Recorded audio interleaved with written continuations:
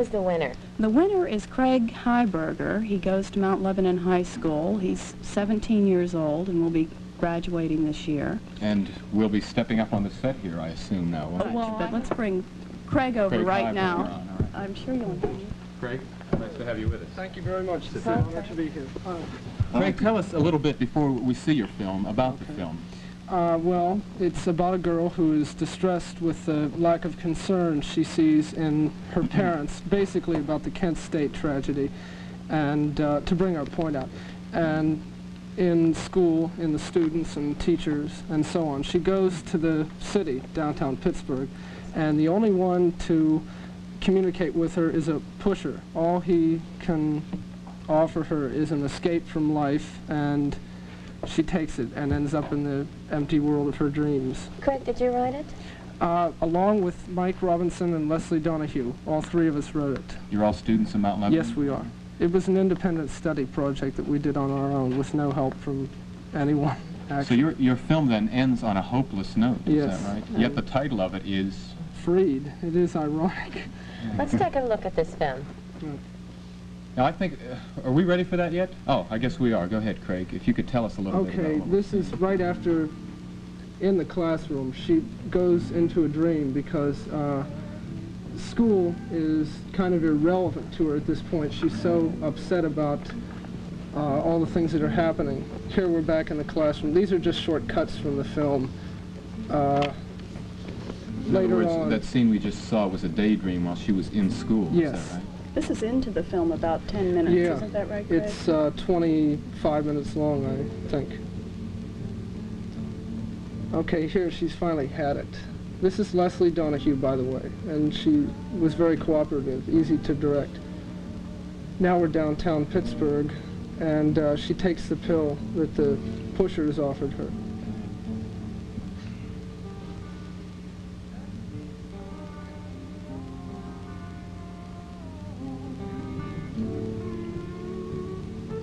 She has a fine, expressive face, doesn't she? Yes. She's really... Is there any dialogue to it? No, there is not. There are 6 pieces of music which we chose especially for the film for mood and tempo of the different scenes. Okay, here she is downtown, and she's having flashbacks to her day, and you know, just right here she's actually going within herself. She's not what you'd call on the trip yet. No.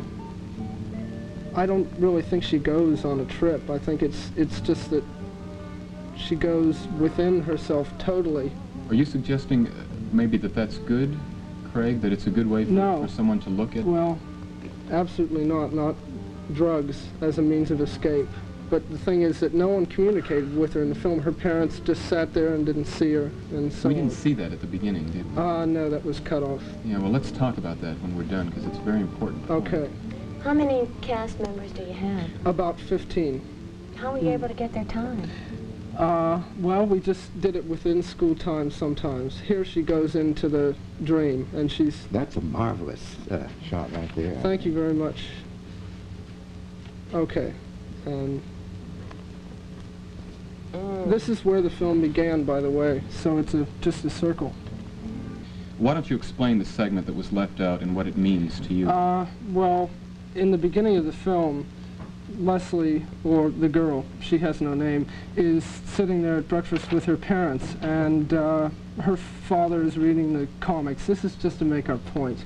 And there's no humor intended, and the mother is reading a True Confessions magazine. And so anyway, she picks up the front page of the paper, which her parents obviously have not noticed, and it's you know, 4 killed, wounded in Kent State, and she's very concerned, and she goes to school, and no one there says anything about it.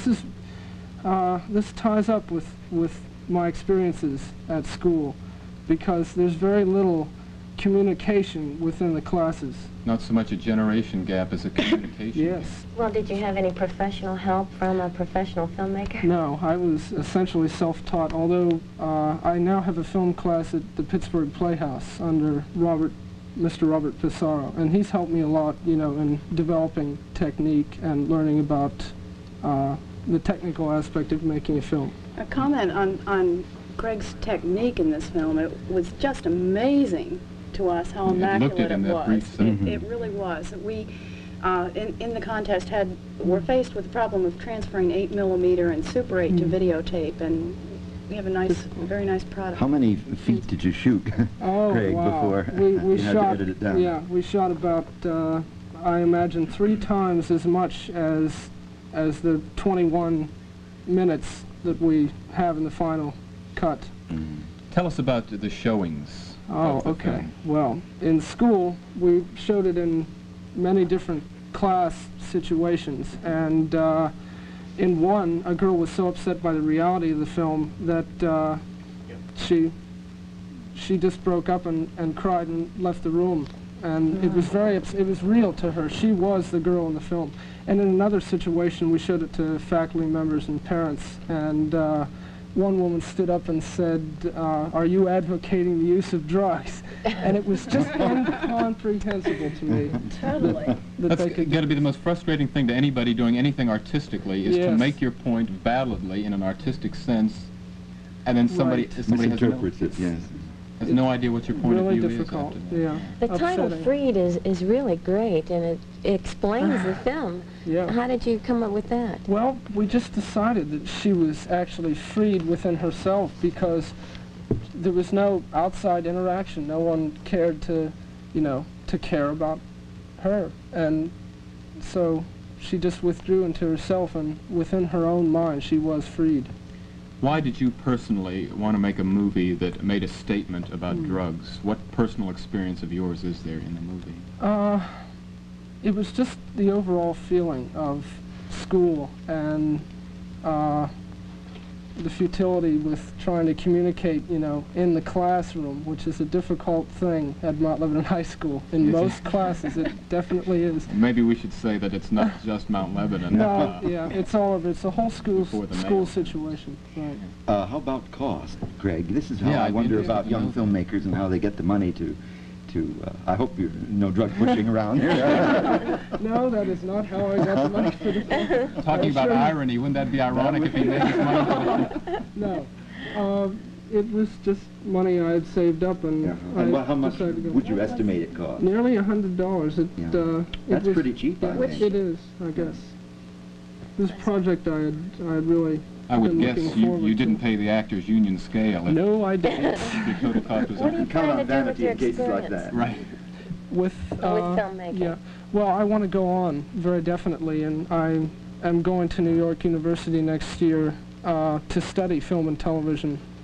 I think that's interesting. Yeah. And your thank you very hopes much. after that would be what? Yeah. I'm not quite sure yet on whether I want to stick with film or go into television work. Do you ever go to movies yourself? Only when I think that it's worth it, because they're just too expensive today. Yeah, that's a good point. How do you decide whether it's worth it or not? Well, I think it's pretty easy to tell Myra Breckinridge from Catch-22. I guess that answers that. Yes. When you go to see a movie, do you go as a fan or as a student, as a critic? I think I look at it more now, technically, than I ever have before, and I notice things about the techniques of editing and so on.